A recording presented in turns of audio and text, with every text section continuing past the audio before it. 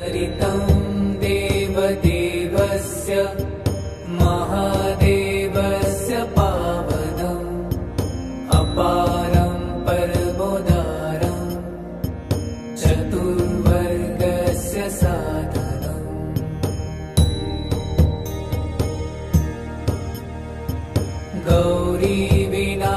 गौरीविनायकोपेतं पञ्चवक्त्रं त्रिनेत्रकम् शिवं ध्यात्वा दशभुजं शिवरक्षां पठेन्नरः।